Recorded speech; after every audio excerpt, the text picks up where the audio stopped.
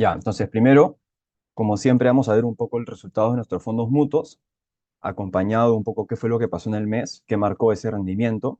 Luego vamos a ir al tema de coyuntura, que comentaba Pablo, que es lo que vamos a hablar el día de hoy, que son las empresas tecnológicas y qué hacer. Y finalmente cerramos, como siempre, con nuestra estrategia y nuestras expectativas y recomendaciones. Entonces, primero, nuestros resultados de los fondos mutuos. Como algunos sabrán, y para los que no están muy conscientes de este tema, tenemos actualmente dos fondos, el PMG y el fondo agresivo. El PMG, que es nuestro fondo insignia, y para que lo conocen a través de Flip, es el búho consciente, es una mezcla de bonos y acciones de la mejor calidad de Estados Unidos. En enero tuvo un rendimiento de 0,38 y bueno, en el año también es el mismo rendimiento y tiene un rendimiento anualizado del 2009 de 4,94. Y nuestro segundo fondo es el fondo agresivo, que los que nos conocen a través de Flip es la Cobra Chorada, que invierte solamente en las mejores acciones de Estados Unidos y tuvo un rendimiento de 0,47 en enero. Entonces vamos a ver qué fue lo que pasó en el mes. Primero, a lo largo del mes, salió el primer pronóstico del cuarto trimestre del PBI, lo que indica que no hay una recesión económica, porque el dato fue de 3,3. La inflación en diciembre tuvo un leve aumento del dato de noviembre, de 3,1, pero igual se mantiene bajo y viene bajando a comparación del año pasado. Las ventas minoristas de diciembre crecieron a comparación del dato de 4,1 de noviembre, lo que indica que el consumo se mantiene resiliente. Y la tasa de desempleo en noviembre se mantiene en 3,7, lo que indica que está en mínimos históricos. ¿Y esto qué hizo? Vino impulsado por el rendimiento de 1,59 en el mes del S&P 500. ¿Y vino por qué? Principalmente por estas tres empresas, que fueron las que más han rendido en el año. Pero la que más destaca, como mencionaba Pablo al comienzo, es Nvidia. Es una empresa tecnológica que actualmente es la tercera empresa más grande de Estados Unidos, seguido nada más de Apple y Microsoft, que son las dos más grandes, que también son dos empresas tecnológicas. ¿Y por qué vienen impulsados estos buenos rendimientos? Primero, porque viene haciendo récord de utilidades. Con el crecimiento de la inteligencia artificial, esta empresa se ve muy beneficiada porque es la mayor distribuidora de chips a las empresas más grandes como Microsoft, Amazon, Meta, y además ha dicho que va a sacar nuevos chips personalizados. Entonces, esta empresa es la que más ha destacado a lo largo del mes. Entonces, uno dice, las empresas tecnológicas son las que más están creciendo y qué hacer. Entonces, vamos un poco más al detalle qué son estas empresas y cuáles son estas empresas. Las empresas tecnológicas, ¿qué hacer? Comprar o vender. Te explicamos cuáles son estas empresas. Primero, una empresa tecnológica es una empresa que su finalidad en la actividad es el desarrollo, la producción o comercializar productos que están relacionados a la tecnología. Puede ser desde un producto final, como es Microsoft o Apple, que te venden tu producto. Todos sabemos que Apple te vende los celulares, las computadoras. O también puede ser que te den los productos que hacen estos productos finales, ¿no? Como es el caso de Nvidia, AMD, que son las empresas que actualmente se encuentran creciendo porque son las que producen los chips para la inteligencia artificial. Entonces, hay estas dos formas, ¿no? Ver cuáles son los productos finales o las empresas que se encargan de desarrollar estas. Y hay distintas ramas, ¿no? Como mencionaba, está la informática, las telecomunicaciones, la robótica o la inteligencia artificial, que es la que está siendo la que más suena el día de hoy. Entonces, ¿cómo vienen creciendo estas empresas? En los últimos 10 años, si vemos, están teniendo un crecimiento mucho más grande que el S&P 500. Y si vemos en el corto plazo, en el 2023, también el S&P 500 el año pasado rindió 26,18, y si vemos solamente las empresas tecnológicas, vemos que han rendido 56%. O sea, la diferencia sí es grande y es porque vienen impulsados en los últimos años por todo este boom que está viendo, ¿no? Con las empresas, con el crecimiento, la inteligencia artificial. Entonces, estas empresas al día de hoy son las líderes en el mercado. Entonces, claro, uno dice, pero escúchame, qué fácil, hay que invertir en esas porque son las que son las más grandes y son las que más están creciendo. Porque simplemente no agarro las 10 principales, invertimos directamente en esas. Pero no es así de fácil, porque a lo largo de la historia no siempre ha sido así. Entonces vamos a ver un poco qué es lo que ha pasado. La historia siempre demuestra que ha ido cambiando esto. Si agarramos los primeros años, de 1800 a 1950, siempre han habido empresas que han destacado, ¿no? Por ejemplo, salió las primeras empresas de trenes, entonces eran las más grandes, venían liderando el mercado. Lo mismo pasaba con los barcos, salieron los barcos a vapor y estas empresas eran las que estaban líderes en el mercado. Por ejemplo, está la empresa White Star Line, que es la empresa conocida por el Titanic, y de igual manera, con la creación de los autos, salió General Motors. Entonces, por estas distintas épocas, habían empresas que eran líderes no solamente en su industria, si no eran los productos más utilizados, entonces eran las empresas conocidas a nivel mundial. Y si nos acercamos un poco más a la actualidad, ya pasando a 1950, hay empresas como IBM, Schlumberg, que es una empresa petrolera que fue líder en la industria cuando fue el boom del petróleo, Citi, el banco, que también fue el líder en la época del boom financiero, y General Electric y AIG, que es una empresa aseguradora. Entonces siempre pasa esto, hay empresas que van sonando, que son las líderes del momento, pero no siempre pasa eso, no siempre son líderes a lo largo del tiempo, consistentemente. Porque ¿qué es lo que pasa? Uno nunca sabe qué va a venir a futuro. No sabe si estas empresas van a seguir siendo líderes o su producto va a ser siempre el mejor en el mercado, ¿no? Van surgiendo nuevas competencias que por ahí les van quitando participación del mercado o van saliendo nuevas tecnologías, como es el caso de la inteligencia artificial, y van desplazando otras empresas que van a ser estas nuevas las que entran al mercado y son las líderes. Entonces vamos a ver un poco qué ha pasado en la historia, ¿no? Como mencionábamos, IBM en los años 70 fue una de las empresas que más creció en el mercado y era conocida por todos.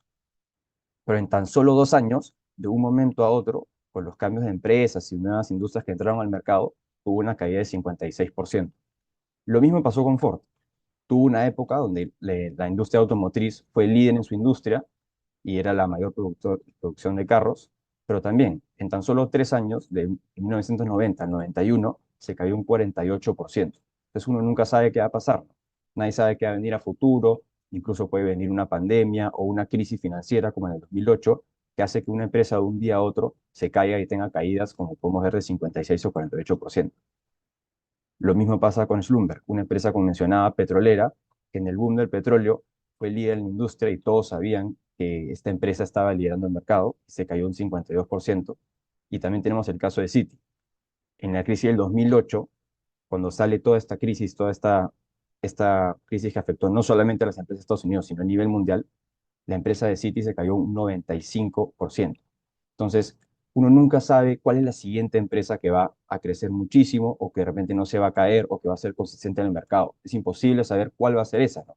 Uno dice también, como mencionaba, ¿no? Claro, Nvidia, pero pucha, viene teniendo 3 años de crecimiento puro. ¿Por qué no nos vamos a esa?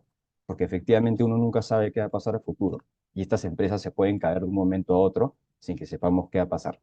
Entonces, ¿cuál es la mejor manera de exponerte a todas estas empresas sin tener que estar buscando una específica que por ahí tratas de como que chuntarla y no puedes? Entonces, lo mejor es exponerte a todas estas empresas. ¿Y cómo lo haces? A través del S&P 500, que es un índice que recoge a las 500 empresas más grandes de Estados Unidos. Entonces, lo que este índice hace es agarra las 500 empresas más grandes y las va rankeando, ¿no? Dependiendo de su capitalización de mercado, de qué tan grandes son, qué tan importantes son. Entonces, agarra las 500 y les va poniendo un peso respectivo a cada una para que cada una tenga un valor dentro de este índice, que es como una bolsa que aglomera las 500 empresas. Entonces, ¿qué es lo que pasa si viene una pandemia y por ahí una empresa no pudo hacerle fuerte a esta crisis? Entonces no supo cómo solventar sus deudas, sus gastos, sus ventas y quiebra. Entonces, esta empresa sale de este índice y se va fuera de las 500 empresas. Y lo que pasa es que entra la que era la 501. Entonces la reemplaza y suben. Entonces, lo que hace este índice es que siempre está capturando las mejores empresas. Entonces, no tienes que estar especulando por, uy, me voy por estas tecnológicas, uy, me voy por esta financiera, o yo creo que el petróleo nuevamente va a ser el boom del mundo. Entonces, no tienes que estar especulando con eso porque este índice ya agarra esas 500 empresas. ¿Y qué es lo más importante también? Que agarra las empresas de todos los sectores. Al día de hoy, si vemos a la derecha, están los 11 sectores del S&P 500. Y ahorita, con todo este boom que está viendo que le mencionaba de las empresas tecnológicas como Apple, Microsoft, Nvidia, las tecnológicas representan casi un tercio de este índice, pero antes no era así. O sea, las tecnológicas hace 30 años no llegaban ni al 15% y las que más predominaban eran las empresas de energía, que si vemos el día de hoy están ni siquiera en 4%. Lo mismo pasa con las de comunicaciones. Han ido creciendo, las financieras también tuvieron su boom, donde eran las empresas que tenían más de 20% de participación, pero todo esto va cambiando. Entonces, lo bueno de este índice es que te agarra todo este grupo de empresas de distintos sectores que siempre son las líderes en la industria. Y además, ¿qué es lo que te demuestra? Que el S&P en el largo plazo siempre crece. Si vemos el 2009, si bien te puede tener algunas caídas, como la del 2020 por la pandemia o incluso la del 2022, a la larga siempre rinde. y en el largo plazo siempre tiene un rendimiento positivo, siempre crece y se recupera. Y además algo importante es que es muy difícil ganarle a este índice. Mucha gente ha tratado y no ha sido posible ganarle consistentemente en el tiempo. Por periodos cortos puedes hacerlo. De repente justo alguien agarra una empresa que efectivamente es el boom y crece mucho, pero es imposible consistentemente estar escogiendo todos los años una empresa que le vaya a ganar a esta o que vaya a ser la siguiente Nvidia. Por eso es que es muy difícil ganarle a este índice consistentemente en el tiempo. Y este es un dato del S&P Global que indica que en los últimos 3 años, 20% de los fondos pudo ganarle al S&P 500. Pero ¿qué pasa si alargamos la muestra? Miren ese dato. En los últimos 15 años ya no es el 20%, sino solamente el 7,8% tuvo un rendimiento superior al S&P 500. Y conforme se vayan alargando los años, es decir, consistentemente en el tiempo, es más difícil ganarlo, porque a lo largo este índice siempre va creciendo porque agarra a todas estas empresas. Incluso, por ejemplo, si vemos el dato de los últimos 15 años, imaginémonos que son 100 empresas las que pudieron ganar al S&P 500 y son esas 100 empresas ese 7,8%. No son esas 100 empresas las que siempre van ganando durante los años. Hay empresas que van saliendo, que porque no le ganan un año y entran otras. Entonces, nunca son las mismas empresas que le van ganando todos los años. Solamente es un tema de corto plazo, pero a la larga es muy difícil ganar. Y esto no solamente se ve reflejado en los fondos y en las acciones, porque claro, si vemos Nvidia, efectivamente, en los últimos 3 años ha tenido un rendimiento mayor, pero uno nunca sabe qué va a pasar.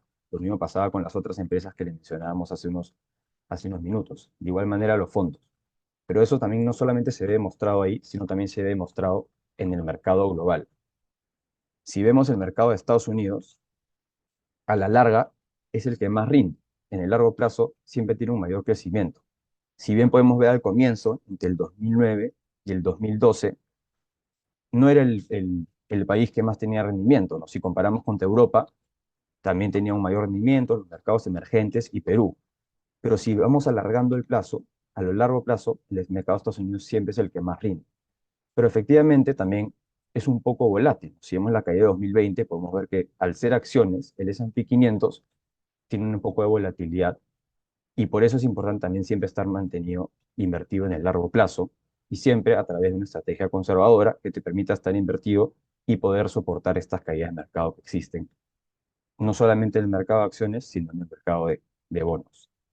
Entonces, un poco comentando con lo que venimos hablando ahorita de las acciones y los bonos, que también es importante ver nuestra estrategia. ¿Qué hacer en este escenario?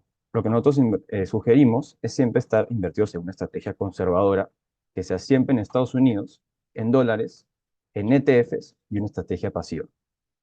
¿Por qué en Estados Unidos? Porque su economía te da la facilidad para enfrentar malos momentos. Siempre se recupera y sabe cómo salir adelante. Tiene una capacidad de refinanciamiento y además es un incentivo a la mejora e innovación, que es lo que se puede ver reflejado al día de hoy con las empresas tecnológicas. Y además es un modelo económico. ¿Y por qué en el mercado de Estados Unidos? Porque es el más profundo y tiene la mayor cantidad de participantes. A la vez es el más líquido y el más eficiente. ¿Por qué solo en dólares? Porque es la moneda más fuerte del mundo y siempre funciona como refugio en momentos de crisis, ya que es la moneda más estable, es la más líquida a nivel mundial, es la que es usada como reserva principal a los bancos centrales a nivel mundial y además es la economía más confiable del mundo. ¿Por qué solo en ETFs? Porque son activos líquidos que cotizan en la bolsa y te permiten diversificar.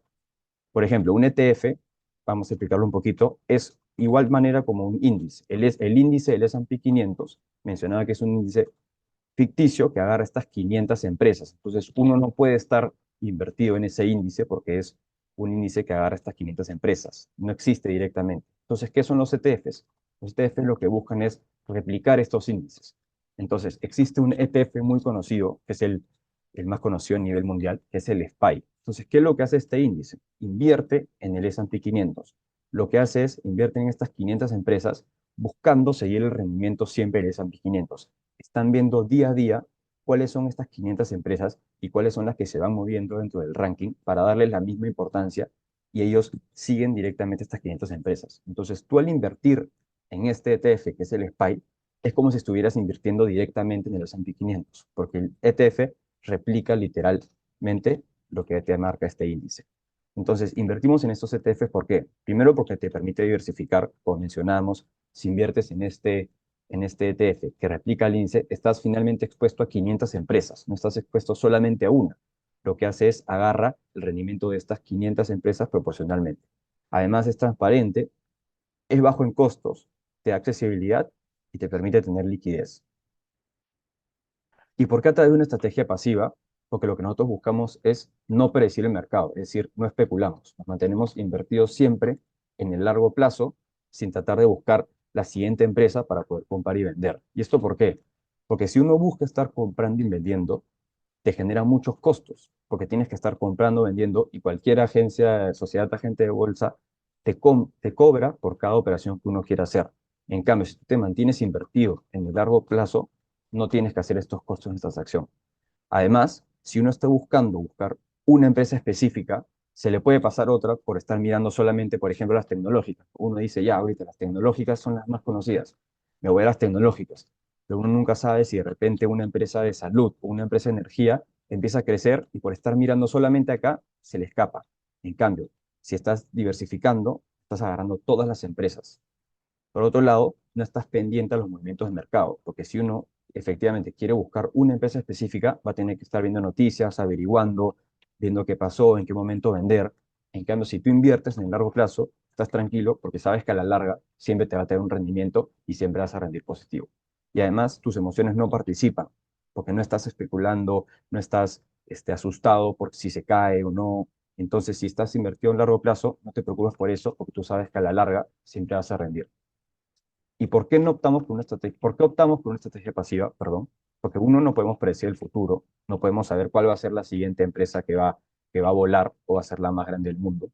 No sabemos también qué va a pasar si de repente viene alguna pandemia y la empresa que estás escogiendo quiebra. Entonces es muy difícil saber qué es lo que va a pasar. Por eso siempre se recomienda no especular. Y además porque los movimientos de mercado van a depender de información futura. Como mencionaba, no la vamos a tener, no la vamos a poder saber nunca. Y un poco volviendo a lo que mencionábamos antes, en cuántas veces una estrategia activa la ha podido ganar una estrategia pasiva. En los últimos 15 años, solamente el 7,8% de los fondos ha podido hacer esto. O sea, consistentemente es muy difícil que muchos fondos puedan ganar el rendimiento del S&P 500. ¿Y cuáles son nuestras expectativas y recomendaciones? Para la economía, que la inflación continúe desacelerándose y que la economía se mantenga fuerte. También que la Fed se encuentre más cerca del fin de la subida de las tasas y que los factores de productividad aumenten por la inteligencia artificial, que es lo que viene pasando al día de hoy con Nvidia, con Microsoft, AMD, empresas que vienen siendo muy ligadas a esta inteligencia artificial.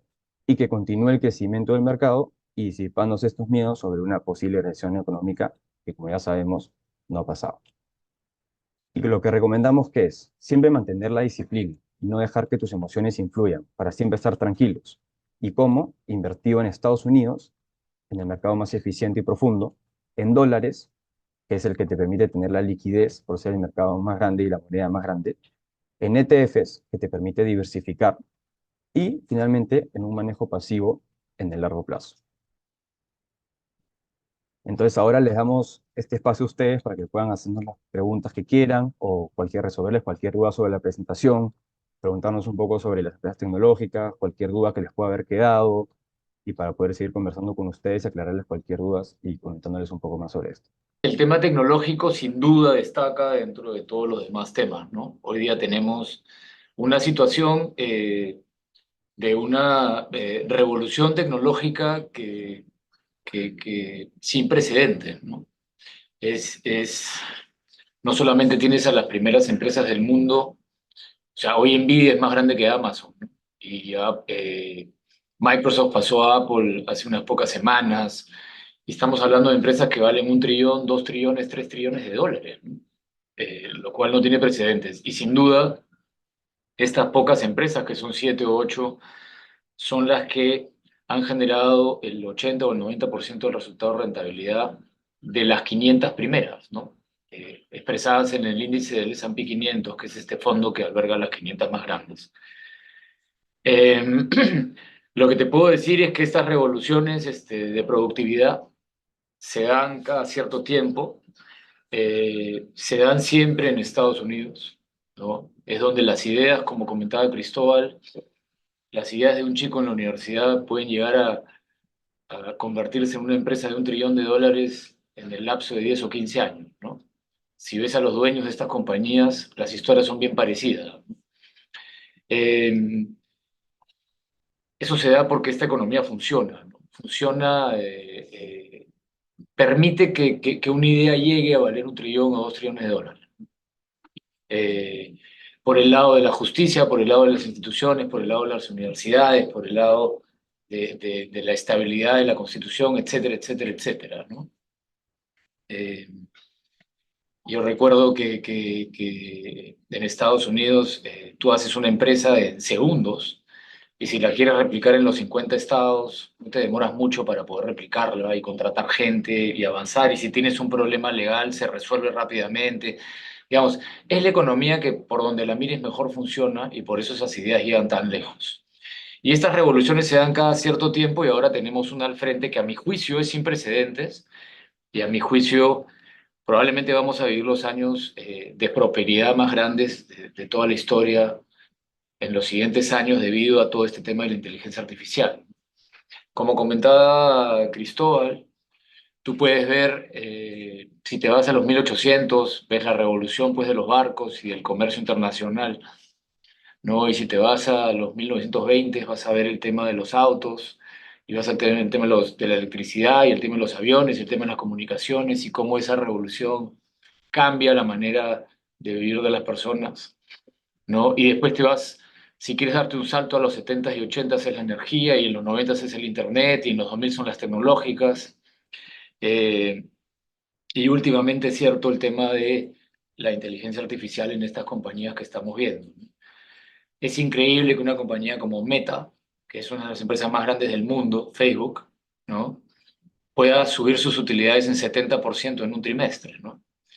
Y más increíble aún es cuando escuchas hablar al gerente de la compañía y te dice, toda la plata que hemos metido en inteligencia artificial nos está resolviendo problemas de manera mucho más espectacular de lo que esperábamos.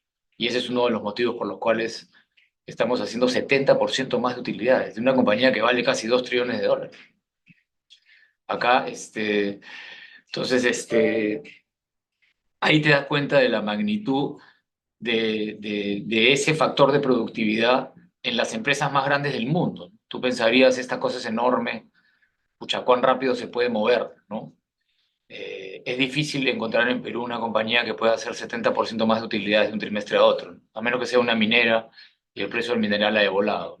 Todo lo demás pareciera que está estático. Y en todas las partes del mundo pasa un poco parecido. A diferencia de la rueda o a diferencia de la electricidad o a diferencia de las comunicaciones y demás, tal vez cuando se inventó el primer carro en Estados Unidos, no sé cuántos años se demoró en llegar al Perú, uno, y tal vez cuando prendieron el primer foco de luz, digamos, no sé cuánto tiempo se demoró para llegar a Latinoamérica, pero se demoró y se demoró un montón de años, ¿no? Em, Igual, digamos, lo que tenemos ahora al frente es totalmente diferente, ¿no? Tú tienes un tema de inteligencia artificial en el teléfono. Todo el mundo tiene acceso a esta vaina. La gran mayoría de personas en el mundo tiene un teléfono y ya tiene la tecnología en el teléfono, ¿no? Entonces, es algo que debería caminar mucho más rápido. Por eso no sorprende lo de Meta, ¿no? Y probablemente lo que venga en materia de inteligencia artificial a futuro es lo que va a determinar esa línea de progreso y de productividad, a mi juicio, sin precedentes de la cual les estoy hablando. Porque cuando se inventó la luz, ¿no? La idea era, pues, era alargar la jornada laboral, ¿no? Estar de día, de noche, ¿no? Pero nadie se imaginó que años después eso traería pues el aire acondicionado y traería el microwave y traería la televisión y traería un montón de productos, servicios relacionados al tema de la electricidad. Entonces igual pasa acá. Lo que estamos viendo en inteligencia artificial es el comienzo. Y si el comienzo le puede generar a Meta un 70% de aumento de sus utilidades de un trimestre a otro, todo lo que venga no lo sabemos, pero probablemente todo el impacto de inteligencia artificial que está por venir ni siquiera lo entendemos hoy, ¿no? Ese microwave, ese aire acondicionado, traten de hacer una extrapolación de eso hacia lo que esta tecnología pueda crear a futuro en las empresas. Y estamos hablando que el mundo va a cambiar y probablemente de manera violenta y en menos años de lo que uno cree. Y yo creo que probablemente Estados Unidos, a mi juicio, sin ninguna duda, son los que más van a capitalizar esa tecnología, que es lo que vienen haciendo hoy, ¿no? Eh, por eso no me sorprendería que estas empresas en el futuro, digamos, puedan valer dos, tres o cuatro o cinco veces más, ¿no? Pero como dice Cristóbal, y ya entrando al tema de cómo beneficiarnos de esto, si es que fuese lo correcto, digamos, si es que fuese a dar, es muy difícil saber cuál va a ser la empresa. Es muy difícil saber cuál es la que va a llegar. En todo caso, la manera más inteligente de hacerlo, y está súper demostrado en la historia, es comprarte esas 500 que se van rebalanceando de acuerdo al tamaño. Si mañana alguien empieza a fabricar los chips que Nvidia fabrica, pues Nvidia probablemente se va a caer de precio. Y esa nueva que no conocemos subirá, ¿no? Pero ¿cómo saber, no? Probablemente tratando de adivinar cuál te haga viejo, ¿no? Por ahí te liga una y las siguientes no te van a ligar, ¿no? Porque en el fondo estás apostando, y tal vez es algo que Cristóbal no dijo, estás apostando a personas, ¿no? Estás apostando a estos genios que van a descubrir cosas y que a través de sus empresas van a tener éxito, ¿no? Entonces, eh, en la bolsa no se hace plata comprando la empresa que subió de precio, se hace plata comprando la genialidad de un manager, de un negocio que pueda hacer un breakthrough trascendental en un negocio, ¿no? Y saber eso es imposible. Tendrías que conocer a los 500 CEOs de estas 500 empresas y tal vez no sea la número 500 ni la número 300, ¿no? Tal vez sea el pata que viene de la número 1000 o 2000, la que mañana se convierte en la número uno. Hace 2 años nadie conocía Nvidia y hoy día es una de las empresas más grandes del mundo. Entonces es muy difícil saber cuál es el personaje que va a hacer que una de sus empresas valga 1, 2, 3 trillones de dólares. Lo que sabemos es que a lo largo de la historia todas estas empresas van cambiando. Hace 10 o 15 años ninguna de esas 7 eran las primeras empresas del mundo y si retrocedes 15 años pasa lo mismo y si retrocedes 15 años más pasa lo mismo. Lo único que sabemos es que todas son gringas y que los gringos siguen inventando el mundo. Y lo único que sabemos es que es el S&P 500 las captura y que ahí es donde puedes hacer tu rentabilidad. Por eso la recomendación al final es esa. Y si nos vamos a la historia y vemos quiénes son porque hay un montón de gente que dice que sí se puede hacer y que sí pueden adivinar cuál es la que va a subir y qué sé yo, no hay ningún manager en el mundo de plata que le haya ganado el S&P 500 de manera consistente en el tiempo. Nunca. Y esa es una estadística bien clara, ¿no? Por eso hoy día la mitad de los fondos están administrados por fondos pasivos, como el S&P 500. Pero ese es un poquito el panorama de cómo vemos el futuro. Es bien optimista, la expectativa está alineada, yo diría que no tanto a lo que pensamos, pero la expectativa de mercado es que en la medida que las tasas se queden estables o bajen y la inflación sigue bajando, a pleno empleo, no recesión, la bolsa debería caminar, ¿no? Han sido 2 años terribles en donde se ha recuperado, a mi juicio los dos peores años de toda la historia, ya se ha recuperado y probablemente va a pasar lo que siempre pasa, que el mercado te tiene que devolver lo que te debe, que es más o menos un 10% de rendimiento al año en el S&P 500. Eh, Probablemente ese rendimiento va a ser mayor en estos años, ¿no? Porque los rendimientos generalmente no son lineales a 10% anual, ¿no? Pueden ser años de 20 o 30. Lo que la historia dice es que después de periodos malos de bolsa, como estos últimos 2 años, que, que más o menos es lo que duran periodos malos de bolsa, 2 años, vienen periodos buenos, que duran más o menos 4 años, ¿no? Y más o menos lo que hacen en la historia en esos 4 años es casi triplicar el S&P 500, ¿no? Habiendo subido un 40%, lo que queda es un camino bien largo de rendimiento positivo importante para los inversores que quieran participar de estas cosas, ¿no? Habiendo dicho eso, eso es lo que yo creo, ¿no? Eso es lo que creemos. La expectativa y lo que pensamos están casi alineadas, la historia está de nuestro lado, pero uno nunca sabe de corto plazo, ¿cierto? Eh, en todo caso, por eso siempre hacemos una estrategia súper conservadora que te libre de esa volatilidad de corto plazo, pero que te permite en el largo plazo saber que no van a pasar 2 o 3 años y vas a estar en terreno positivo otra vez, sin mayor fluctuación, que eso es lo que hacemos siempre, ¿no? Por eso los resultados que hemos visto al principio de la presentación.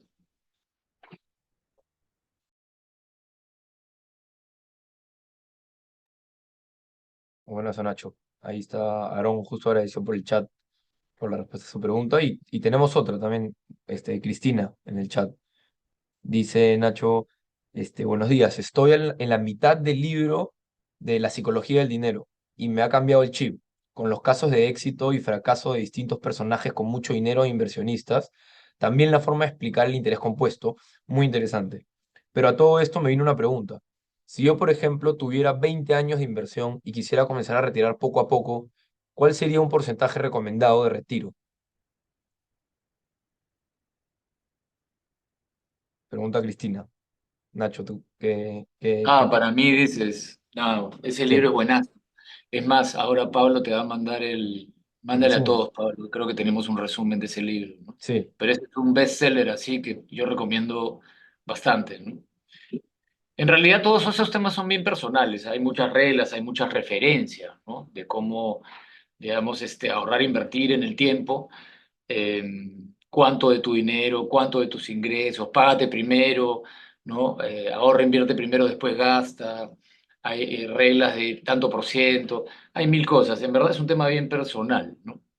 Lo cierto es que la primera regla es que si empiezas a gastar más de lo que te ingresa, estás en problemas, ¿no? Estás financieramente quebrado, digamos.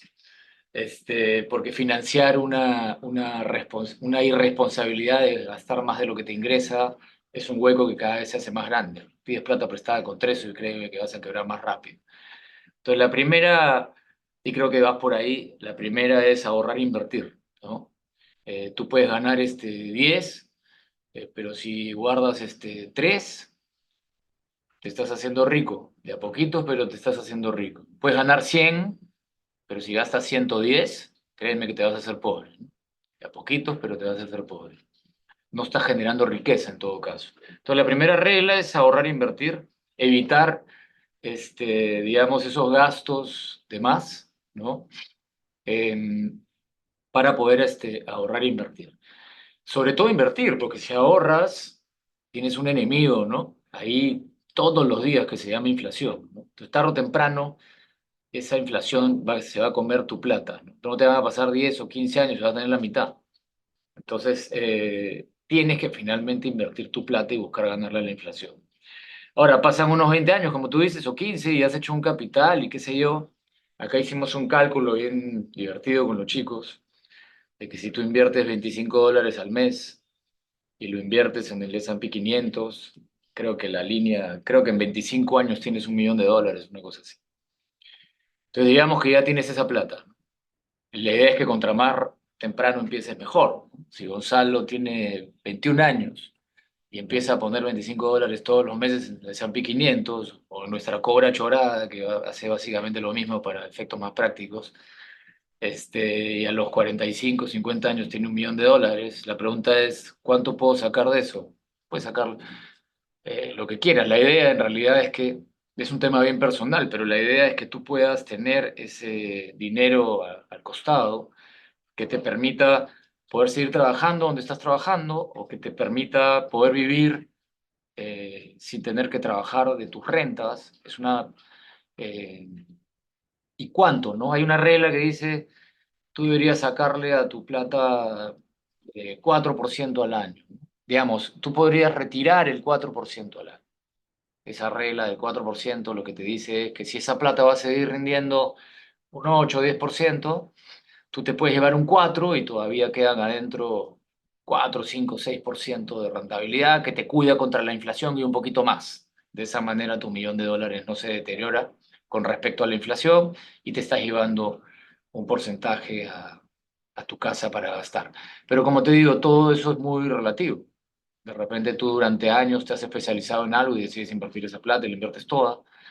O, eh, o digamos, has generado más plata y decides gastar más. Es un tema más artístico en realidad, ¿no? La idea es que tienes un bonito problema y que lo puedes resolver de acuerdo a tus necesidades puntuales, ¿no?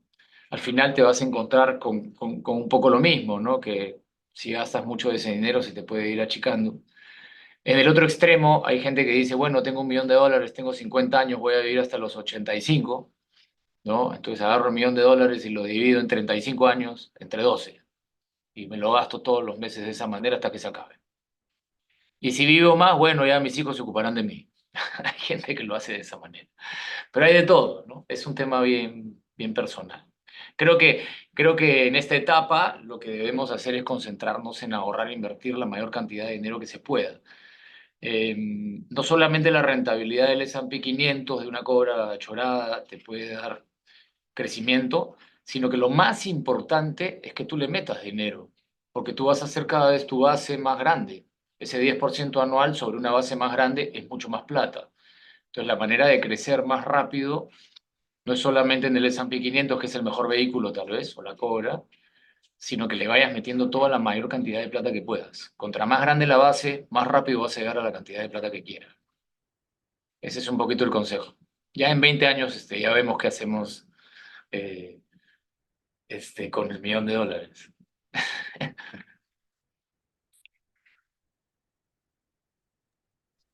¿Qué te parece, Cristina? Más o menos, eso responde tu duda. Es un arte en realidad. Te pone ahí, Nacho, muchas gracias de todo corazón, Cristina. No, encantado. Y de todas maneras les pasamos junto a la grabación el resumen del libro, La psicología del dinero.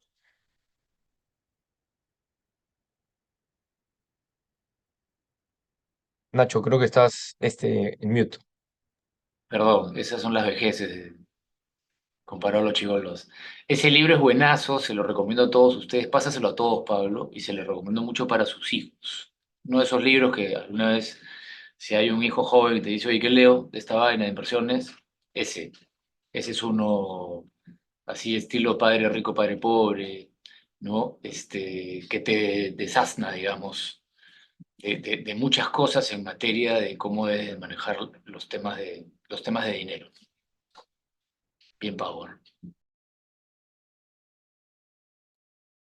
Buenas, Nacho. Ahí tenemos otra pregunta de Bastian, un poco más técnica. Dice, ¿cómo se maneja el tema tributario?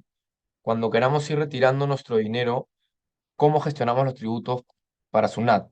¿Importa la cantidad? Es decir, mientras más dinero retiremos, más pagamos, o se trata de un porcentaje fijo. Bueno, ahí me gustaría invitar a Mario Vius, el gerente general del Family, el grupo, o tal vez a Nicolás Dañino, el jefe de operaciones también del grupo, a ver si pueden ayudar a Bastian con esta pregunta. Si es Hola que importa la Pablo, cantidad para los impuestos. claro, hola Pablo, hola Bastián. A ver, les cuento. Los fondos mutuos tienen una regulación especial aquí en Perú, a la cual se aplica un 5% de impuesto sobre la ganancia. Y esa ganancia o ese impuesto se debe pagar cuando uno hace un retiro. Mientras uno no retire, la ganancia se va a ir acumulando y uno no tiene que pagar impuestos. Cuando uno retira, cuando hay una ganancia, se establece cuál es el porcentaje de esa ganancia. Por ejemplo, si nosotros retiramos la mitad del dinero que tenemos en el fondo, vamos a retirar también la mitad de la ganancia que hemos acumulado. En ese sentido, yendo a la segunda pregunta, mientras más retiremos, más ganancia vamos a tener sobre la cual tributar.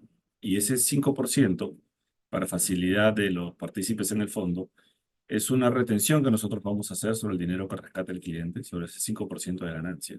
Y nosotros vamos a hacer el pago a SUNAT. Y una vez al año, alrededor de 1 o 2 meses antes de la declaración jurada que tienen que presentar los partícipes, nosotros les hacemos llegar un certificado de retenciones. donde se indica que si ustedes han realizado una ganancia, nosotros hemos retenido y hemos hecho el pago por cuenta de ustedes. De manera que ante SUNAT, ustedes no van a tener que hacer ningún tipo de declaración, salvo que lo quieran incluir en su declaración jurada por alguna razón, pero no es necesario.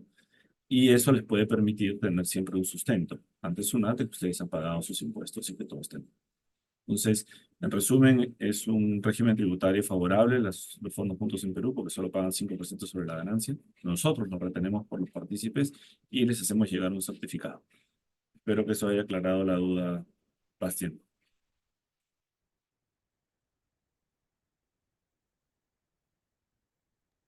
Gracias, Mario. Nos cuentas, Bastian, si se aclaró tu duda o si quieres puedes abrir tu micrófono para repreguntar, si es que te quedó algo pendiente.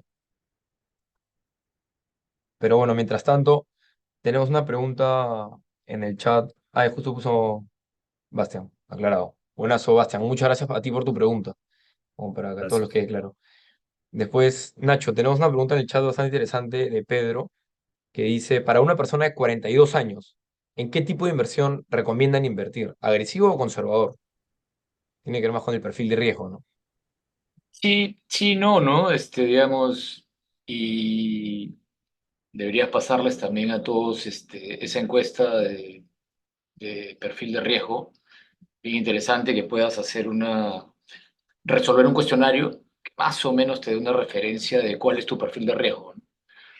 Nosotros tenemos un par de fondos, ¿no? Uno super tranqui, que es el que le ofrecemos a todos los clientes, ¿no?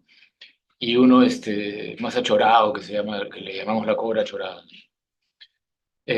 Básicamente el riesgo por convención, y así está teóricamente además estipulado, es el movimiento, ¿no? La gente detesta el movimiento, ¿no? Digamos, tú entras a un depósito en un banco y tú sabes que te va a pagar tanto por ciento al año y te olvidas, ¿no? Cuando tú entras a una inversión y no a un depósito, ¿no? Y estás pasando de ahorrar a invertir porque no quieres que tu plata se la lleve la inflación, porque cuando tú ahorras tu plata, la inflación se lleva un pedazo de tu plata. No te paga tanto como quisieras. Si no, el tema estaría resuelto, ¿cierto? Este, Cuando tú haces una inversión, automáticamente empieza la fluctuación, empieza el movimiento, empieza la desviación estándar, como le llaman técnicamente hablando. Y eso es lo que tiene incómodo a todo el mundo, que se mueva, ¿no? Lo ideal sería ganar 7 o 8% al año sin movimiento, pero eso no existe. Cualquier cosa que pague por encima de un depósito acarrea un riesgo. El riesgo por convención es movimiento, es fluctuación, es volatilidad, es desviación estándar, ¿ya? Entonces, una de las primeras cosas que se recomiendan es, oye, resuélvete este cuestionario que más o menos te pueda dar una referencia de cuánto estás dispuesto a moverte para obtener una rentabilidad X, ¿no? Entonces te puede salir que eres una persona súper tranquila en ese sentido y que buscas poco movimiento, o te puede salir que es una persona arriesgada, tal vez porque ya tiene más conocimiento, porque el riesgo no te molesta tanto. Lo cierto es que siempre invitamos a la gente al fondo más tranqui, ¿no? Para que conozcan bien la fluctuación, para que lo entiendan bien, para después, una vez que lo entiendan, puedan pasar al fondo que se mueve más, ¿no? En el fondo, eso es lo que hace que la gente permanezca o no permanezca, ¿no? Y eso es lo que la teoría no te dice, ¿no? La teoría te dice a más riesgo, más rentabilidad, ¿no?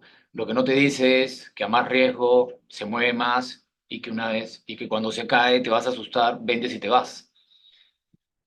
Cuando hay una fluctuación muy grande, el 99% de la gente vende, ¿no? El 99%, y lo que siempre pasa es que la cosa regresa y tú vendiste abajo. Ese es el drama, digamos, de seguir a la teoría, ¿no? Que al final te sales de la ecuación, ¿no? Entonces, por eso hacemos una cosa muy tranquila y a la gente que ya conoce la volatilidad, la invitamos a una cosa mucho más, a la cosa más achorada, ¿ya? Entonces, lo primero que haría es esa referencia, probablemente te salga en el fondo más tranqui, ¿no? El que se mueve menos, y ahí te sientas más cómodo. Pero no te vas a librar de que se mueva un poco, ¿no? Entonces, al final, esta vaina es como la montaña rusa, ¿no? Te subes a una montaña rusa tranqui, primero entiendes cómo se mueve, después te subes a una que se mueve un poco más y después te subes a una que se mueve un poco más.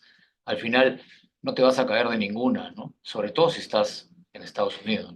Yo a mis hijos les he dicho que no se metan a las montañas rusas a Perú, ¿no?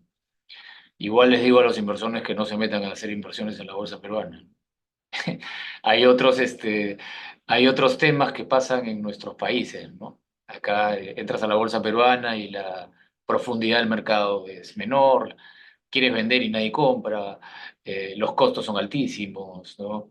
Te cambian de presidente 5 veces, no sabes quién va a ser el próximo y se te complica toda la ecuación, ¿no? La teoría funciona para los gringos y para las empresas grandes e importantes, ¿no? ¿Y funciona a más riesgo, más rentabilidad? Sí. ¿En las empresas más importantes en Estados Unidos? Sí. Pero hay que ir de a poco, ¿no? Entonces, eso es lo que yo recomendaría, que hagas un examen primero de tu perfil de riesgo, ¿no? No sé si eso contesta, Pablo, la pregunta. Sí, Nacho, me parece que sí. ¿Tú qué te parece, Pedro? Más o menos respondiendo a tu pregunta. Igual voy a mandar ¿Me ahorita la por puedes el chat. repetir, porfa? Porque creo que me faltó contestar algo. Ah, sí,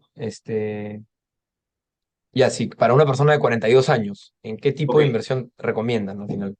Entonces, al final, la edad, hay una referencia bien chévere, que es teórica también, pero que funciona bien chévere, que si tú dices yo tengo pues 40 años, ¿no?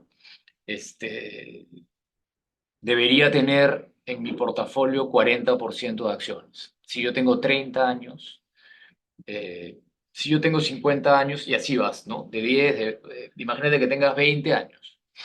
Debería tener, si yo tengo 20 años como Gonzalo Rodríguez Mariatti, que lo estoy viendo acá, tú deberías tener 20% en bonos y la diferencia en acciones. ¿Ya? Si tengo 30 años, debería tener 30% en bonos y la diferencia en acciones, ¿no? 30-70. ¿No? Si tengo 30 y así. Entonces, si tengo 40 años, debería tener 40% en bonos y la diferencia en acciones. ¿Qué significa? Que a más edad deberías tener menos acciones, menos volatilidad, porque te queda menos vida, ¿cierto? Si calculamos que vamos a vivir hasta los 80 años y yo tengo 70 años, ¿no? Entonces debería tener 70% en bonos y la diferencia en acciones, ¿no? Contra más edad, menos acciones. Contra menos edad, más acciones. Entonces, una referencia para ti rápida, un trabajo que deberías hacer es el cuestionario. Yo se lo pasaría a todos, no les cuesta nada, lo hacen, es bacán saber, oye, ¿soy achorado o no soy achorado? ¿No? Y la otra es qué edad tengo, ¿no? Si tengo 42 años, debería tener 42% de mi portafolio en bonos y la diferencia en acciones. Siempre en Estados Unidos, ¿cierto? Más o menos. Ahora, esos son dos ejercicios que puedes hacer. El tercer ejercicio es un ejercicio mucho más puntual, ¿no? Tú puedes tener una reunión con nosotros y podemos entender bien tu contexto de conocimientos de inversiones, de capacidad de ahorro e inversión, de horizontes de inversión, de objetivos puntuales que tengas para con ese dinero, familia, hijos, trabajo, patrimonio. Hay mil cosas más a considerar, ¿no? Tu tolerancia al riesgo, si tienes inversiones hoy, si no, cómo, mil cosas a considerar que en una reunión podemos decir, ya, me queda claro que tú deberías estar en la Cobra Chora, o me queda claro que tú deberías estar en el fondo del medio. Pero esas dos referencias del cuestionario y de la edad te sirven un poquito para saber más o menos por dónde vas. Y la otra es la que nosotros siempre decimos, ¿no? Entra al más tranqui primero, ¿no? Así seas un achorado, ¿no? Y de ahí poco a poco vas viendo la volatilidad, ¿no? Vas entendiendo. Contra más entiendas lo que hacemos y más entiendas de inversiones, más cómodo te sientes con la volatilidad, ¿no? Con el movimiento, ¿no? Al final, eh, esto es un juego mucho más de emociones que de razones, ¿no? Yo conozco a gente que sabe muchísimo de inversiones y que les cuesta muchísimo invertir su plata, porque la emoción los gana, ¿no? Se asustan o se emocionan para arriba, invierten más, se equivocan y otra vez, o se deprimen mucho cuando la cosa cae, ¿no? Entonces, el juego de las inversiones tiene muchísimo que ver con la emoción, tiene muchísimo que ver con la paciencia, ¿no? Y esas son las cosas que uno puede percibir más en una reunión uno a uno o en un Zoom que resolviendo un cuestionario o poniendo como referencia una edad para una mezcla. Ese trabajo lo podemos hacer también.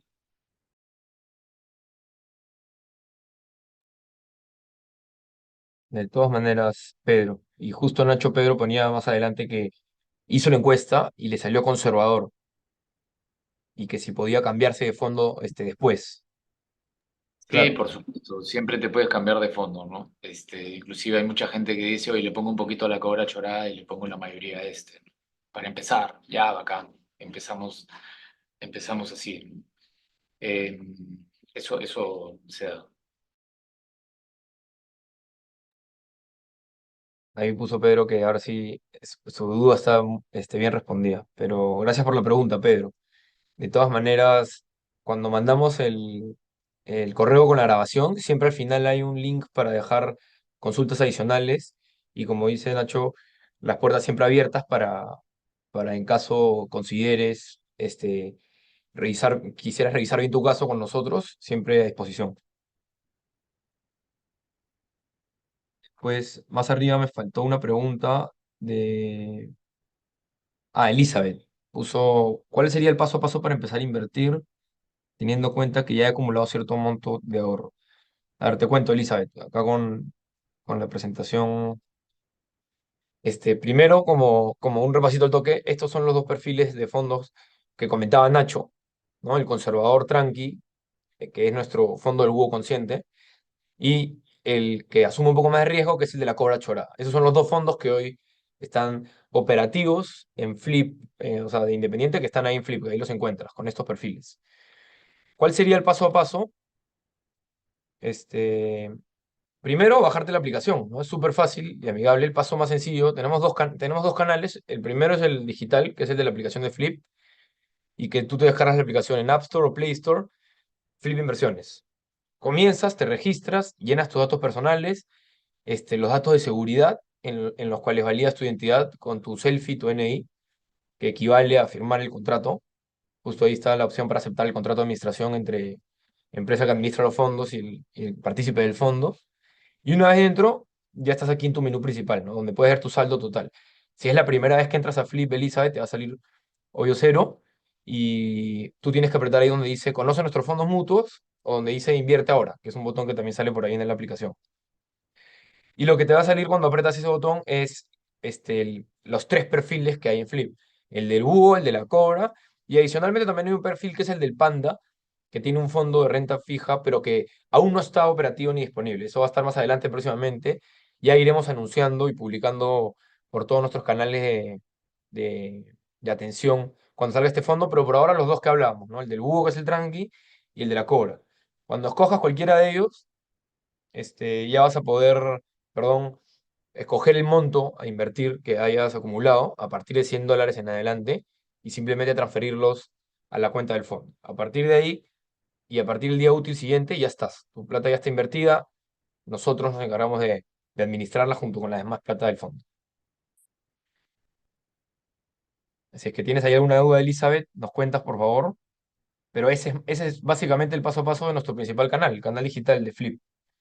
Después también está el canal un poco más tradicional que puedes hacerlo a través de un contacto directo con nosotros, que siempre está abierto, así que el que te acomode más. Después teníamos otra duda más arriba que me salté, me parece. Eh, bueno, vamos con la de Bastian, que me la acaba de cruzar, que creo que tiene que ver con lo que acabamos de conversar. Siempre me hizo curiosidad preguntar cómo empezó la idea de Flip y por qué el mínimo es $100. Nacho, ¿qué tal? Le Bueno, contamos un poquito la historia. como esas cosas en la vida, ¿no? Que nos han pasado, ¿no? Daniel Bonifaz y su socio Pablo Bentancur nos vinieron a buscar un día a la oficina y nos dijeron, oye, nosotros somos los dueños de Cambista, no sé si les suena, los que hacen tipo de cambio virtual, digamos. que son los líderes del mercado, les ha ido súper bien, que no sé qué, dos chicos de 30 años, ¿no? Y nos dicen, oye, tenemos N clientes, ¿no? Eh, y siempre nos preguntan a veces qué hacer con la plata, porque no solamente hacen tipo de cambio, sino que dejan la plata y, oye, y ellos no tenían nada que ofrecer para manejar el dinero. Hicieron su research y llegaron aquí diciendo, oye, ustedes tienen una sociedad administradora de fondos que se llama Independiente, nosotros hemos hecho la tecnología para Cambista, que está liderando el mercado, ¿por qué no nos juntamos y hacemos una app, ¿no? Un canal tecnológico para que puedan la gente entrar a través del teléfono, ¿no? A sus fondos mutuos, a los fondos mutuos de Independiente. Y así empezamos, nos asociamos. Nosotros somos dueños de la compañía, somos dueños de Flip, porque siempre cuidamos que la tesis nunca cambie, ¿cierto? Eh, y así es como surge Flip, ¿no? Es como con la idea de poder darle una funcionalidad a las personas de poder participar y entrar e invertir en nuestros fondos de manera mucho más simple. eh, y en este caso y en este caso amigable, ¿no? Hay toda una filosofía nuestra de poder transmitir todas estas cosas de inversiones de una manera simple, ¿no? Nos rompemos la cabeza todos los días tratando de explicar un tema recontra complicado en simple, ¿no? Yo he estado 20 años en una corporación en el mundo de inversiones, pero parece mentira, ¿no? Hablar fácil de estos temas es difícil, ¿no? Y hemos empezado con los chicos, hablándole a los chicos. Ahora tenemos, bueno, estamos manejando 250 millones, más de 2.000 clientes, 250 millones de dólares. Pero por Flip creo que solamente por Flip han entrado más de 20 millones de dólares y más de 2.000 clientes. Más de 2.500 clientes, creo. Y la idea es poder llevarlo al siguiente nivel, ¿no? Que es a los clientes que tienen más dinero, más edad, que también tienen una necesidad importante por invertir en cosas, en productos que funcionen en Estados Unidos, que además se puso de moda con todo lo que ha pasado en el mundo y sobre todo en el Perú, y es lo que venimos haciendo hace 15 años, ¿no? Y que puedan vivir la misma experiencia que están viviendo los clientes chicos. Ese es un poquito eh, cómo nace Flip, a dónde está y hasta dónde lo queremos llevar, ¿no? Pronto van a ver en Flip a Mario, a Alex, a Gonzalo, a mí, ¿no? En otro formato, hablándole a gente a través de LinkedIn, a través de Facebook y demás, hablándole a otros, a otro mercado, ¿no? Ese es un poquito al final llegar a todo, ¿no? Esa, y esa, y eso nos hace un poquito más conocidos, que es un poco el objetivo, ¿no? Después de 15 años que estamos en este cuento y de 30 haciendo lo mismo, ¿no? Para que nos conozca más y pueda participar de nuestro fondo. Esa es un poquito la idea.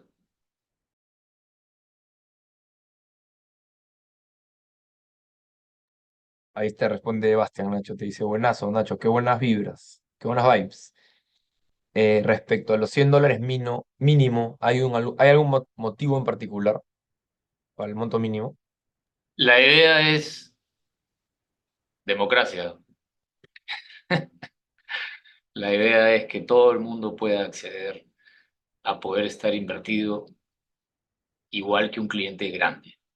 Nosotros tenemos clientes eh, grandes, clientes que tienen más de 2 millones de dólares, eh, que están invertidos en Estados Unidos, ¿no? Y la idea es que un cliente de 100 dólares pueda estar invertido exactamente igual, ¿no? Es poder darle ese mismo acceso, ¿no? Entonces, un cliente que entra por Flip y pone sus 100 dólares está invertido exactamente igual que un cliente de 2 millones de dólares, ¿no? Eh, Esa es la parte romántica, ¿no?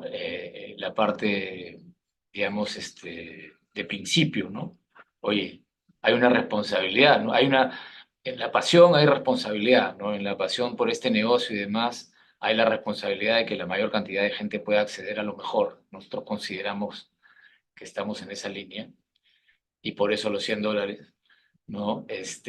Y hay un tema de estrategia de negocio, digamos, que te dice, oye, contra más gente pueda participar de nuestros fondos, más gente nos conoce y más vamos a poder crecer, ¿no? Y va por ahí un poquito la cosa, ¿no? Hay un tema de principio, de que todos puedan acceder a lo mismo. Y ahí está el romanticismo del cliente de $100 y de 2 millones, y hay un principio y también alineado estratégicamente hablando. Eso es lo que siempre tratamos de hacer, ¿no? Hacer las cosas por principio y por estrategia, ¿no? Si esas dos líneas están, vamos. La estrategia siempre tiene que ver con el largo plazo, no con el corto y con el mediano. En ese sentido, no es la primera línea la que estamos buscando, sino generar esa marca, ¿no? Generar ese prestigio que ya tenemos dentro del sistema, ¿no? Hacia cada vez más gente que permita que a la larga puedan venir y estar con nosotros. Entonces, si hay un principio que va, va. Y si hay una estrategia de largo plazo de marca, de prestigio, de trascendencia, también va. Así nos cueste, así funciona. Estamos for good. La idea es, estamos manejando $250 millones, la idea es manejar 1.000 en los próximos 10 años y 10.000 en los siguientes 20. Es un mercado gigantesco, eh, y creemos que lo podemos lograr si nos hacemos cada vez más conocidos. Esa es un poquito la idea. Y que todo el mundo pueda acceder, pues, a algo chévere, ¿no? Que lo entiendas, que funcione, que te dé tranquilidad de saber que tu plata le está ganando la inflación, y que entiendes perfectamente lo que estás haciendo, ¿no? Y que puedas concentrarte en tus cosas, ¿no?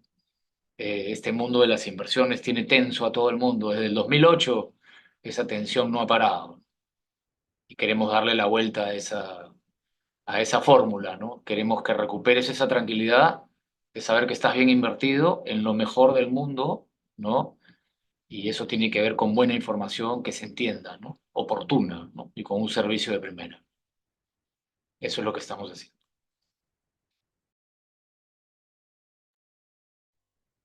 Gracias, Nacho. Justo ahí, Cristina comentaba mientras respondías, qué lujo, es un lujo escucharlos. Gracias. Este, bueno, Cristina, este canal lo tenemos siempre, en verdad, todos los meses, y los invitamos a todos a que siempre no solo participen cada vez que quieran, sino que incluso pasen la voz. Vamos a estar todos los meses, o la mayoría, haciendo a través de este canal de conversatorio, y que siempre lo estamos comunicando por Flip. Así que nos pueden seguir en Flip, justo ahí pasé el link de nuestros canales, pero como pueden buscarnos en nuestro principal canal, que es el de Instagram de Flip, y nosotros siempre abriendo los brazos y las puertas, sobre todo a través de este formato, para todos. Sí, tenemos varios, digamos, tenemos varios canales, aparte de en los que pueden participar, ¿no? Tenemos el chat de Invertir sin Corbata, que entiendo que ya, no sé si son 2.000 las personas que se suman diariamente a conversar de temas coyunturales de mercado, en donde exponemos nuestra filosofía y demás, como lo hacemos acá.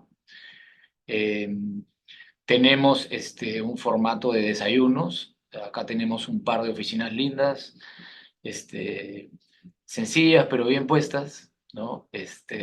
Con mucha luz, con muchos vidrios, ¿no? Siguiendo la transparencia y los principios nuestros, en donde nos hacemos desayunos, invitamos, la gente se apunta y vienen a tomar desayuno con nosotros y hablamos de inversiones un rato. Esos formatos los movemos también. Hacemos desayunos también en Miraflores, en San Isidro, para familias, para amigos, puntualmente cuando lo requieran, ¿no? Hacemos reuniones también puntuales. Si alguien quiere reunirse puntualmente con nosotros, hacemos una reunión puntual, ¿no? Y así tenemos varios esfuerzos. Pronto está llegando una persona que también nos va a ayudar a hacer ese tipo de reuniones y ese tipo de acercamiento para quienes quieran saber más y participar de los fondos. Eh, Tenemos un programa para chicos en donde les enseñamos de inversiones. No sé cuántos alumnos ya tenemos certificados ahí, creo que son 250, una cosa así. Sin cobro, les enseñamos de inversiones, de ahí han venido muchos asistentes, practicantes y gente que inclusive ya trabaja aquí. Y así tenemos un montón de formatos, eh, Cuando un cliente entra a nuestros fondos, automáticamente se le asigna a uno de los personajes que están aquí para cualquier pregunta a través del WhatsApp. Se le puede responder y atender de manera rápida y, ¿no?, directa, etcétera, etcétera. Todas esas cosas se manejan y están a disposición de todos ustedes y se pueden coordinar.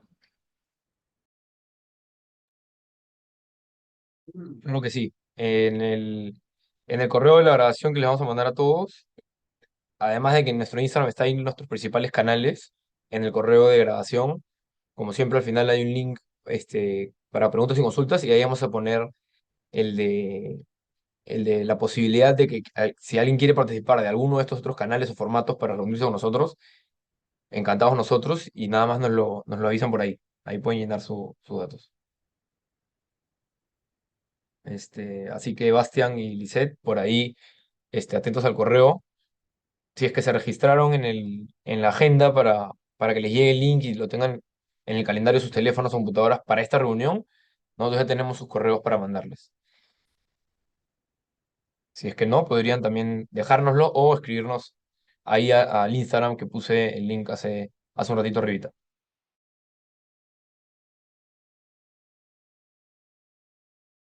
Sí, lo que ha funcionado muy bien es que viene alguien, digamos, con sus amigos y hacemos un desayuno. O nos acomodamos a la zona donde estén y hacemos un desayuno y hablamos de inversiones. Más que alguien hablando de inversiones, es un conversatorio, ¿no?, donde todo el mundo puede resolver sus preguntas y demás. Eso funciona bastante, bastante bien. O las reuniones puntuales también. Pero digamos, se puede organizar. Ahí, Pablo, si alguien tiene interés de organizar un desayuno o una reunión con amigos o con familiares o solos, ahí lo coordinan con Pablito y lo hacemos, ¿no?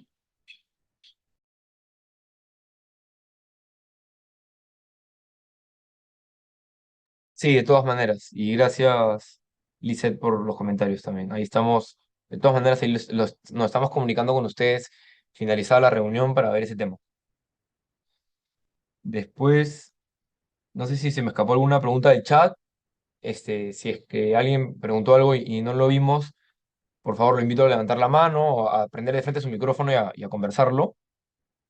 Pero mientras tanto, quería, Nacho, comentar, nos habían dejado un par de preguntas interesantes, un poco más sobre, si bien especulación, creo que podríamos dar nuestra opinión ahí, que era sobre la tasa de interés. Nos habían dicho, sabiendo que el mercado responde anticipadamente a lo que se viene, porque se especula y se tienen expectativas, tomando en cuenta lo que dijo el presidente del Banco Central de Estados Unidos, la Fed, que es Powell, que no van a bajar las tasas en marzo, ¿cómo creemos que responda ante eso el mercado de acciones de Estados Unidos, o sea, el S&P?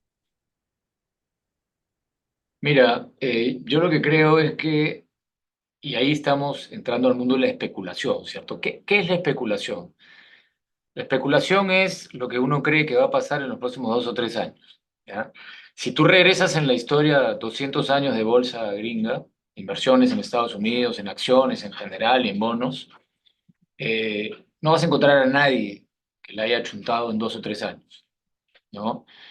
Pero si tú hablas de 3 años en adelante, eh, el S&P 500, las acciones de las primeras 500 empresas más grandes del mundo, nunca ha fallado, siempre van para arriba. No hay periodo de 3 años que no vayan para arriba. Nunca ha habido 2 años seguidos que el S&P 500 haya rendido negativo, 2 años seguidos. Y eso tiene que ver con lo que comentábamos al principio, ¿no? Los gringos resuelven los problemas que tienen al frente. Cada vez que tienen un problema salen y lo resuelven. Y se demoran máximo 2 años en resolverlo. Entonces no tiene más de 2 años del S&P negativo porque ya la economía está funcionando otra vez, ¿no? Y cada 10 o 15 años inventan una cosa nueva que hace el mundo más grande, ¿no? Y de esa manera lo siguen liderando. Hoy es la inteligencia artificial, ¿cierto? Eh, lo que pueda pasar con la tasa de interés, lo que pueda pasar con la inflación, lo que pueda pasar con la recesión, lo que pueda pasar en el camino, hay no solamente esas variables que son estructurales, fundamentales, digamos, o sea, la inflación es importantísima, ¿cierto? Porque si hay hiperinflación, no vas a ver a un empresario invirtiendo $1, porque no tiene la más mínima idea de dónde pueden estar los precios en el futuro, no puede hacer un proyecto de nada. Y lo hemos vivido en el Perú más que nadie, ¿no? Si tienes una recesión, pues vendes menos, entonces tienes que sacar a gente, ¿no? Entonces no inviertes, entonces no creces, y todo el ciclo de regreso hacia invertir más, contratar gente, ¿verdad? Puede tomar un tiempito, ¿cierto? Entonces, cuando hablas de inflación, cuando hablas de recesión, cuando hablas de tasa de interés, estás hablando de estructuras importantes de la economía, ¿no? Por eso generan tanto miedo, por eso esos riesgos hacen, cuando van para un lado o van para el otro, hacen que la bolsa suba o baje, porque efectivamente son importantes, son estructurales, ¿no? Si mañana tienes una recesión y tienes que votar gente y vendes menos, tu compañía hace menos plata, vale menos. La bolsa se cae. Esa acción en la bolsa se cae, ¿no? Por eso genera tanto movimiento.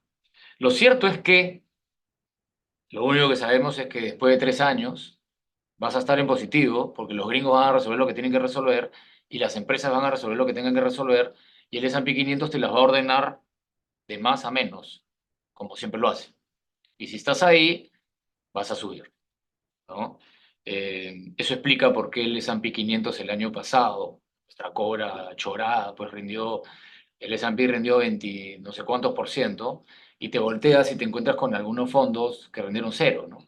De repente esos fondos que rindieron cero estaban invertidos pues en Japón o en China o en alguna tesis que funciona un rato y después deja de funcionar, por otras particularidades del mercado, o en Perú, ¿no? Eh, Tú ves en Perú, la referencia en Perú es la acción de Credit Corp y sigue en el mismo sitio, ¿no? Pero Credit Corp ha hecho récord de utilidades, debería valer mucho más, debería valer el doble. Yo creo que vale el doble. Pero en el Perú pues tenemos otros problemas, ¿no? No sabemos cuánto tiempo va a durar la señora Dina Boluarte, no sabemos quién la va a reemplazar, no sabemos. Ahora ya no se sabe ni quiénes son los buenos y los malos en todo este rollo político, ¿no? Creo que todos estamos llegando a la conclusión de que todos son malos. Y todos van por sus intereses y nada más, ¿no? Entonces, esas cosas no pasan en Estados Unidos, ¿cierto? Una empresa como Credit Corp en Estados Unidos debería valer $400, no 150. El resto del precio está en la crisis política que estamos viviendo, que le empieza a pegar a la economía también. Por eso no estamos invertidos ahí. Yo he sido gerente de inversiones de Prima FP hace 20 años y la acción está en el mismo sitio. Entonces, yo no puedo hacer una inversión para un cliente con el riesgo de que su inversión se quede en el mismo sitio durante 20 años, ¿no? Sin embargo, regreso 20 años al S&P 500 y el S&P 500 se fue por 4, ¿no?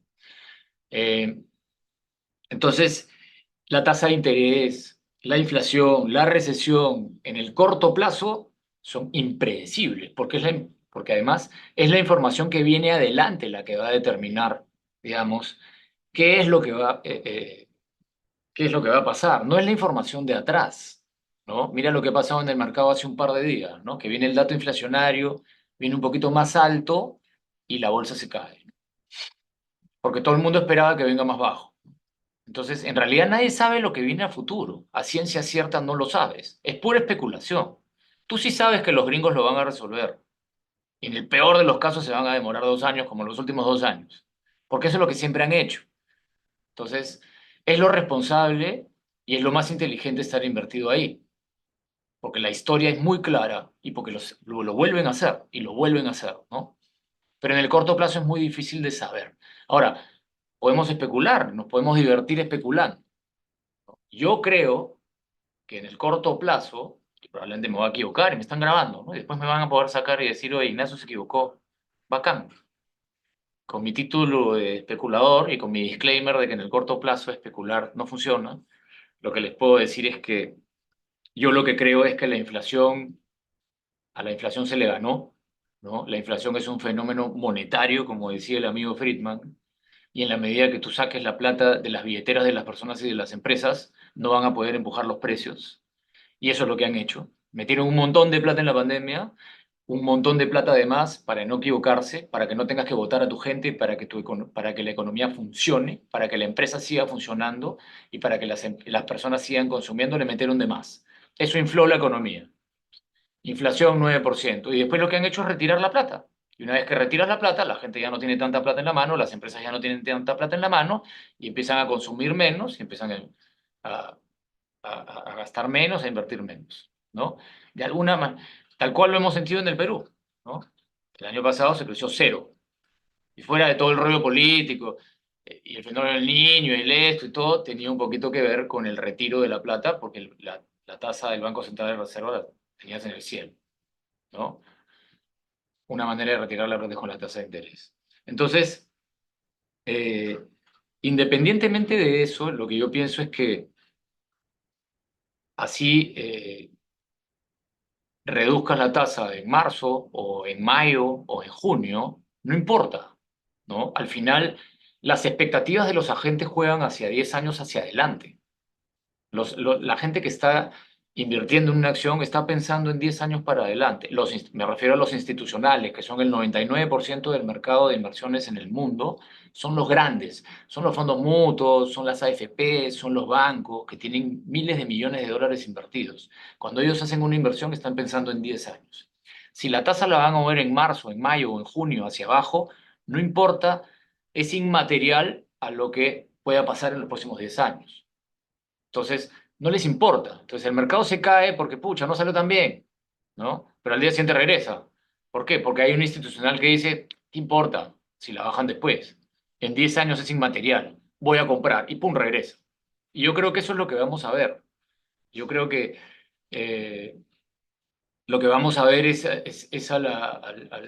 a Powell, ¿no? Y a la Fed, eventualmente reduciendo la tasa probablemente este año, ¿no? eh, porque la inflación se le cae, digamos, y está a pleno empleo, ¿no? Entonces alguien decía, oye, la curva de Phillips, ¿no? La curva de Phillips. ¿Qué es la curva de Phillips? ¿No? Oye, tiene que haber más desempleo, ¿no? Para que la inflación baje, ¿no? Porque los empleos, contra más empleo haya, la gente tiene más plata y más empujan los precios, ¿no? Entonces tiene que haber desempleo para que la inflación baje, entonces no va a bajar porque estamos a pleno empleo. No funcionó. Esa es otra teoría que no funciona, porque el factor de productividad del ser humano le ganó a la curva de Phillips. Pleno empleo y la inflación se cae, ¿no? Entonces, todas esas tesis, todas esas teorías, que es divertido leerlas y aprenderlas y entenderlas, solamente son referencias de una realidad acotada a un momento en el tiempo, pero no se dan en realidad, porque la economía es mucho más complicado que eso.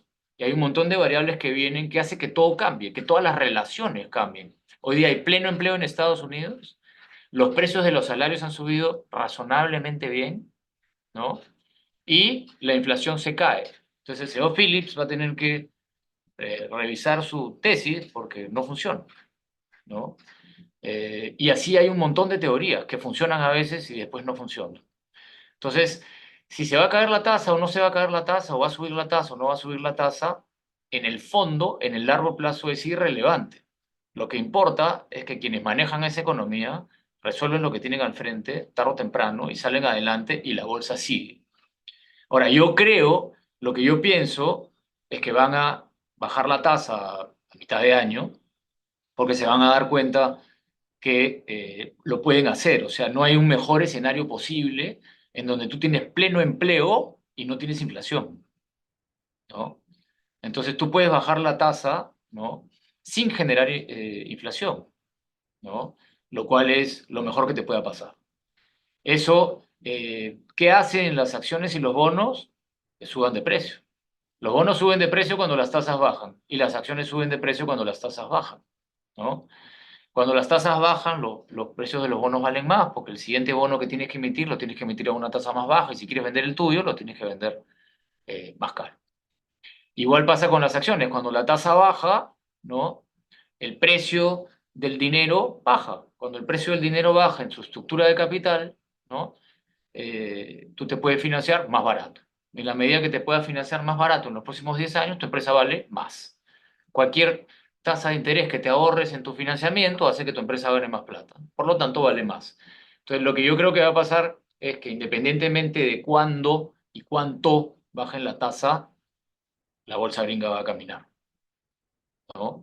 Eh, hacer relaciones de que si pasa esto, entonces pasa esto, es un tremendo error, que es exactamente lo que estoy haciendo de corto plazo. Por eso ahí se equivocan todos. Pero lo que yo creo que va a pasar es que la relación de tasa hacia abajo va a hacer que la bolsa, va a hacer que las acciones y los bonos suban de precio. Si es que no se da, y que ese es un escenario positivo de la economía, ¿cierto? Si es que no se da eso y por algún motivo se genera una recesión, ¿no? O por algún motivo hay que subir las tasas, o por algún motivo, sabe Dios, entra alguna variable, así como entró la pandemia, así como entró la guerra, y así como entran mil cosas a futuro que no sabemos, ¿no?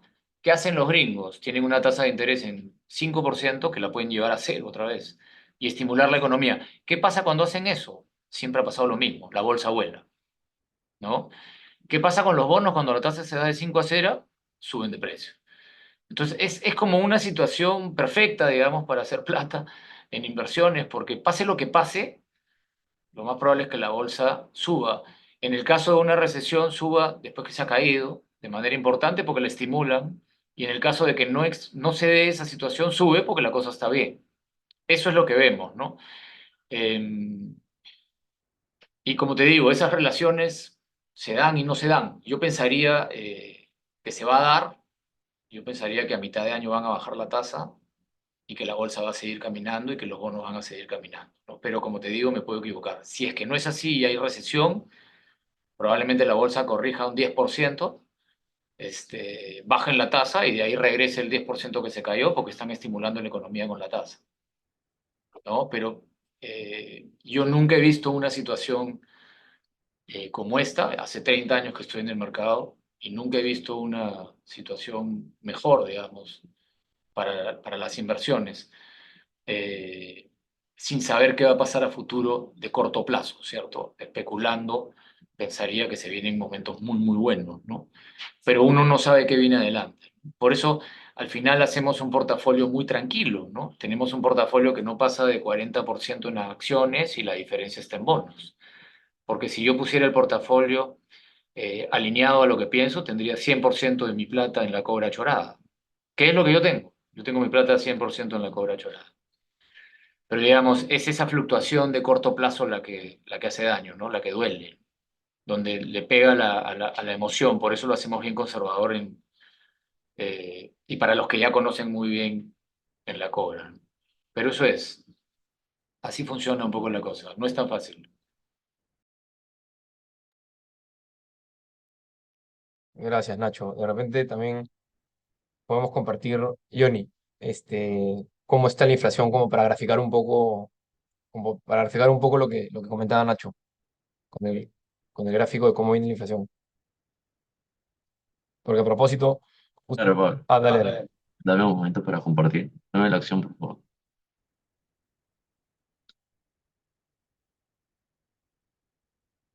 Yo no veo inflación, yo no veo recesión, veo pleno empleo, la tasa de interés en el cielo. Es el mejor escenario imposible. Pero en 2 años no te puedo asegurar nada. En 3 te digo, para arriba de todas maneras. Especulando, los siguientes 2 o 3 años pueden ser épicos, de buenos. Claro. Ceteris Bueno, paribus, todas las demás variables constantes. Ojalá fuese así la vida.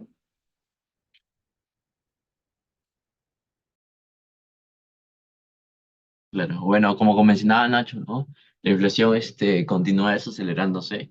De hecho, se ha alejado mucho del máximo alcanzado a mediados del 2022, donde alcanzó su pico de 9,1. Esa cifra marcó un máximo de 40 años y a la fecha ha venido cediendo, ¿no? Si ven en los 2 meses previos al 2023, la inflación se mantuvo sin cambios en 3,7.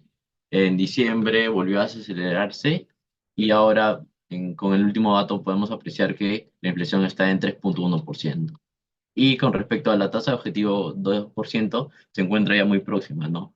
De hecho, en nuestro último comité de research comentábamos o hablamos que lo único que falta para que la inflación llegue a su tasa objetivo, que es 2%, es que el costo de alquiler, que es en inglés el shelter, termine de ceder, ¿no? Hoy la inflación shelter viene creciendo alrededor del 6% cuando el promedio histórico es 3%, ¿no? Y es en realidad el único motivo por el cual la inflación aún se mantiene elevada. Nosotros creemos que una vez que el shelter crezca a ritmos normales, la inflación finalmente llegará a su tasa objetivo, con lo cual la Reserva Federal iniciará el ciclo de recorte de tasas de interés. Gracias, Johnny. O sea, es cuestión de tiempo para que la inflación ya llegue al rango meta y se viene un ciclo de bajada de tasas. Como dice Nacho, cuando eso pasa, la bolsa vuela. Hay un dato, ¿no, Johnny? ¿Cómo le va al S&P 500 cuando empiezan esos ciclos en los que bajan la tasa de interés? Claro, justo hace algunas semanas estábamos revisando qué pasa con la bolsa cuando comienza el ciclo de bajada de tasas, ¿no? La historia o la estadística dice que normalmente durante esas fechas o el periodo que dura, el S&P 500 rinde 21,2% aproximadamente, ¿no? En el caso del Dow Jones rinde alrededor de 30% y el Nasdaq, que recopila las empresas tecnológicas, alrededor de 40%, ¿no? Claro está que estas son estadísticas y que si bien la historia te indica eso, las cifras pueden ser mayores o menores, ¿no? Lo que sí sabemos es que lo más probable es que se venga un buen año para la bolsa.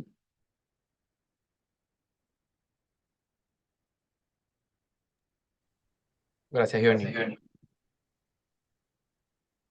Gracias. No sé si se me quedó otra pregunta por el chat, pero si alguien tiene alguna otra pregunta, bienvenida. Puede prender el micrófono también. Hola, hola. Ah, hola, Gabriel. ¿Nos preguntabas algo?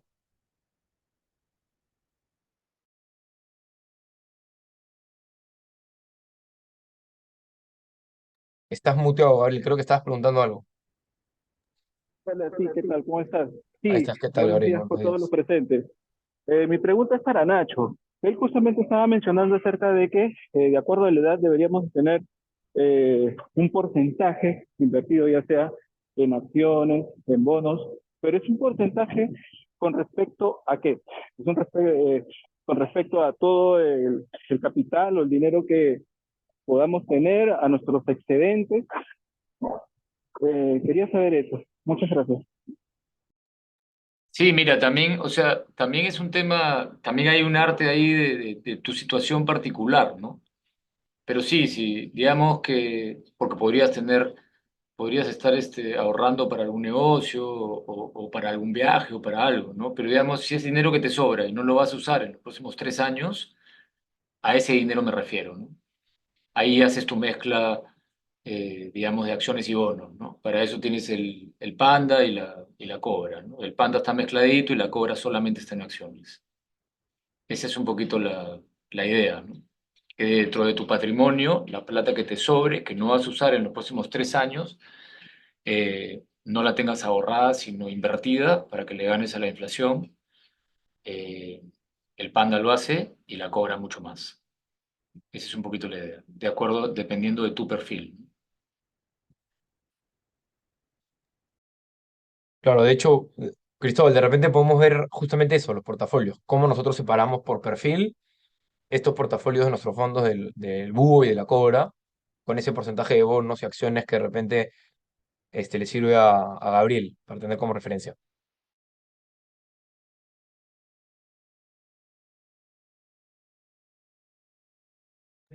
Perdón, estaba muteado. Sí, como mencionaba Nacho, el primero, el PMG, que es el búho, es la mezcla de bonos y acciones. Principalmente tiene una mayor parte en bonos, que están divididos entre bonos de gobierno y bonos de corporativos de las mejores empresas. Igual siempre un poco más enfocado en los bonos de gobierno, que como sabemos son los de la mejor calidad en Estados Unidos.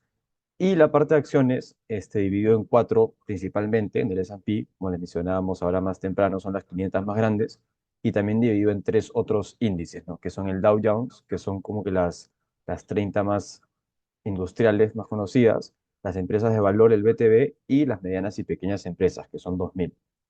Y lo que pasa con el fondo agresivo, que es la cobra chorada, simplemente es agarra esas cuatro ETF de acciones y las pone sobre un 100%, ¿no? Igual siempre dándole un poco más de peso al S&P 500, porque es como el índice de referencia a nivel mundial y son las 500 empresas más grandes del mundo. Pero así es un poco la composición. El primero, bonos y acciones de Estados Unidos y el segundo, solamente acciones de las mejores empresas de Estados Unidos.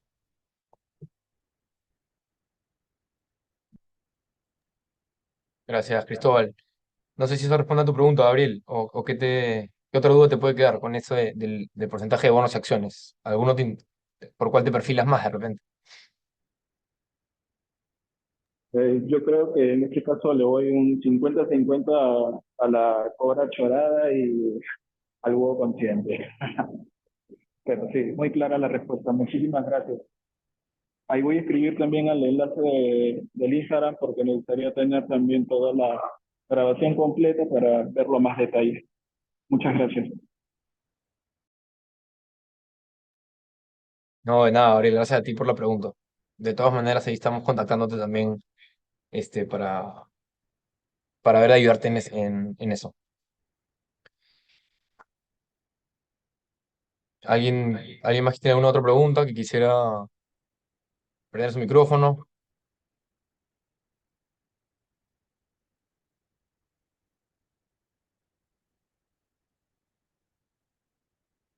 También teníamos una última pregunta que de repente puede despertar otras, o puede ser de su interés, que nos la hicieron en el link de registro a la reunión, que tiene que ver con esto de las tasas, un poco más especulativo. También invito a Jonathan a explicar cortito cómo funciona esto y es sobre la expectativa de tasas, cómo explicamos ese efecto de la decisión de la tasa de interés de Estados Unidos sobre el tipo de cambio acá en Perú.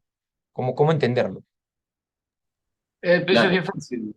Eso es, digamos, ahí lo que hay que entender es que, digamos, si la tasa de interés es el precio del dinero.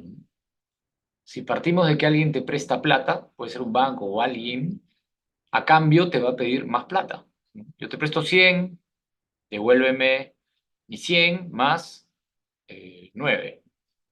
Ese 9 es la tasa de interés, es el precio del dinero, ¿cierto? Entonces, lo que pasa es que en la medida que esa tasa de interés gringa y esa tasa de interés peruana se diferencien más o menos, ¿no? Se hace más atractivo estar en una o en la otra. Todas las variables constantes, digamos, ¿no? Acá el Banco Central de la Reserva, que es la Reserva Federal de aquí, viene bajando la tasa de interés de manera muy importante, ¿no? A diferencia de lo que han hecho los gringos, que la han mantenido alta. Entonces, en la medida que tú tengas una tasa de interés alta en Estados Unidos y la de acá la van bajando, más atractivo se hace invertir en esa tasa de interés alta en Estados Unidos. Sale la plata, ¿qué pasa con el tipo de cambio? Sube. Esa es un poquito la lógica fácil y otra vez, ¿no? Esas lógicas, estamos haciendo una lógica de una cosa con respecto a otra, todas las demás variables constantes, ¿no? Hay un montón de variables que hacen que la cosa se mueva diferente también, pero una manera de explicarlo es eso, ¿no? Si la tasa de interés gringa, si los gringos pagan más por su plata, los peruanos van a querer estar más allá que acá, ¿no? Que los peruanos que pagan menos por tu plata. Entonces, ¿qué pasa con la plata? Se va para allá. ¿Qué pasa cuando la plata se va para allá? El tipo de cambio se mueve a favor de ellos. Y pasa al revés. Cuando la plata entra a chorros a Perú, el tipo de cambio se cae, ¿no? Esa es un poquito la explicación. No sé si yo o algo más. claro, es exactamente como menciona Nacho, ¿no? Si la expectativa o se prevé que la tasa de interés de un país esté más alta que otra, obviamente eso genera una presión sobre el tipo de cambio, ¿no? Y es lo que viene ocurriendo actualmente en el caso de Perú y Estados Unidos, ¿no? Mientras que en la economía gringa se espera que la tasa de interés se mantenga alta por mucho, o un poco más de tiempo. En el caso de Perú, la tasa de referencia viene bajando ya desde el año pasado. Si no me equivoco, hace un mes la bajaron por séptima vez consecutiva en lo que va el año, en lo que va del año. Y eso hace que genere presión sobre el tipo de cambio, ¿no? Si la tasa de interés, por ejemplo, en Estados Unidos va a estar más alta que en Perú, obviamente el inversionista va a tener un mayor incentivo para invertir en ese país, ¿no? Lo cual hace que los dólares que están en la economía nacional se vayan para allá. Y eso genera escasez en el mercado local, ¿no? Lo cual lleva a que los peruanos o los inversionistas locales estén más dispuestos a entregar soles por un dólar. Y eso obviamente genera un tipo de cambio más alto, ¿no? Eso es más que todo la relación que tiene, o el efecto más que todo de la tasa de interés sobre el tipo de cambio.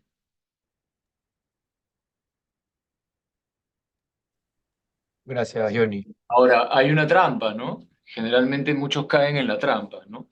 A veces ves, y eso es bien importante mencionarlo, ¿no? A veces tú ves que la tasa de interés peruana está súper atractiva, como pasó el año pasado, ¿no? Con respecto a la tasa gringa y dices, pucha, me voy a la tasa peruana y me voy al sol, ¿no?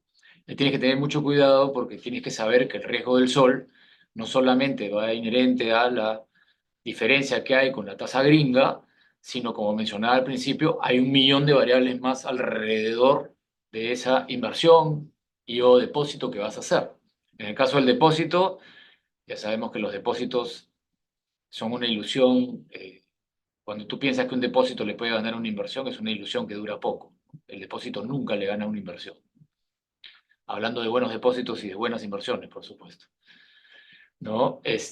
Igual pasa con una inversión en soles, ¿no? Tienes que tener cuidado porque eventualmente puede ser una ilusión ganarle al dólar y a Estados Unidos y a las cosas más importantes allá, ¿no? Y de repente, y esa ilusión dura poco, ¿no? Al final, todos esos bonos gringos y todas esas acciones gringas de las principales empresas del mundo le ganan a todos estos bonos latinoamericanos y le ganan a todas estas inversiones en Latinoamérica. Sin ninguna duda, de largo plazo, la estadística es muy, muy, muy clara. Porque al final los gringos siguen avanzando, avanzando, avanzando, y nuestros países se atracan y se atracan para otra vez tratar de avanzar, ¿no? Entonces, así tienes en Chile que querían cambiar la constitución y eso le metió un frenazo a la economía de varios años. Y tienes en Perú lo que pasó con Pedro Castillo y ahora la incertidumbre de qué es lo que va a pasar. Y tienes en Colombia a Petro y así, y así, y así, ¿no? Pasa un poquito lo mismo con Europa y con los mercados emergentes en general más importantes y con la China, por otros motivos, tampoco funcionan para los efectos de hacer una inversión y que suba de manera consistente en el tiempo, ¿no? Pese a los bemoles de la volatilidad. O sea, hay que tener mucho cuidado con esas ilusiones de tasa de interés, ¿no? En la moneda contraria en países. Cualquier cosa adicional a esa tasa de interés gringa acarrea un riesgo. En nuestros países, el riesgo tiene que ver no solamente con la inversión per se, sino tiene que ver con toda la parte política y demás, que te la puede frenar por un buen tiempo, ¿no? Ayer veía cómo, cómo, digamos, le habían bajado la clasificación de riesgo a Volcan. El año pasado había mucho entusiasmo por invertir en esos bonos que pagaban una tasa de interés muy alta, ¿no? Ahora la tasa de interés es más alta todavía, ¿no? Porque el bono, eh, la esperanza de pago no va a más de 50 o 60 centavos del dólar. Entonces, si además lo haces en la moneda contraria, el tipo de cambio sube, estás en problemas, ¿no? Entonces hay que tener mucho cuidado con esas ilusiones de rentabilidad que aparecen, digamos, en ciertos papeles, ¿no? En nuestros países que te puede durar bastante, bastante poco, ¿no? Cualquier rentabilidad por encima de un bono americano de primer nivel o de una acción americana del mejor nivel que te rinde más o menos 10% al año en acciones o 5 o 6% al año en bonos, es una ilusión que dura poco. La estadística es clarísima, ¿no? Nadie les gana.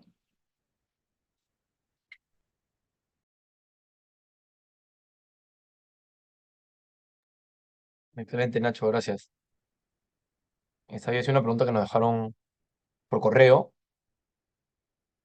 pero bueno, siendo casi las 10 quería preguntarle si alguien tiene alguna otra pregunta, como para ir cerrando de repente la reunión o podemos quedarnos acá conversando si quieren, que, quién tiene alguna otra duda o, o algún tema que quieran tocar.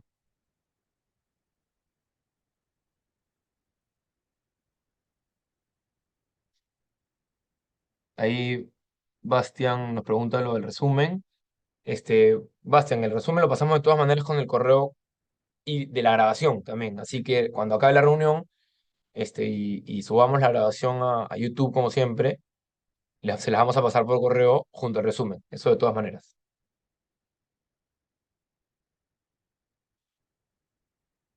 De nada, Bastián. Gracias a ti.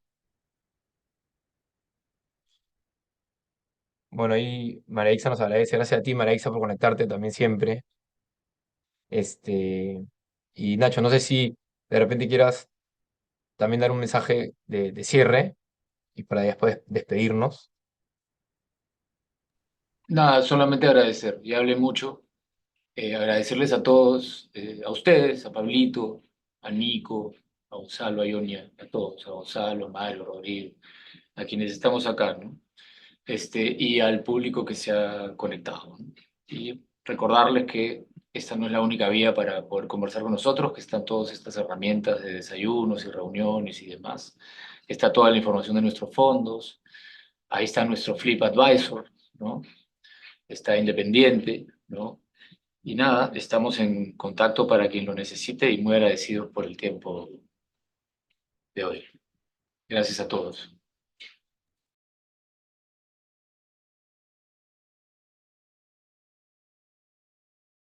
Muy gracias. Gracias, Nacho. Y de parte, como dice Nacho, de parte de todo el grupo, Mario, Gonzalo, Nicolás, Nacho, las caras nuevas, Johnny, de mi parte, Rodrigo, Alex, Daniel y todo el equipo de Flip de grupo, les agradecemos mucho que se haya conectado. Ahí pasé por el chat el link de acceso a nuestros canales principales. Recuerden que las puertas y nuestros brazos siempre abiertos para los recibimos con mucho gusto a todos para lo que consideren a través de cualquiera de nuestros canales y formatos. Así que con respecto a nos vemos en el próximo Zoom, que probablemente sea el próximo mes. Vamos a estar comunicando como siempre y siempre atentos a sus preguntas y consultas. Vamos a mandar la grabación por correo junto con el resumen como hemos quedado. Y nada, gracias a todos por conectarse, que tengan buen fin de semana y les mandamos un abrazo.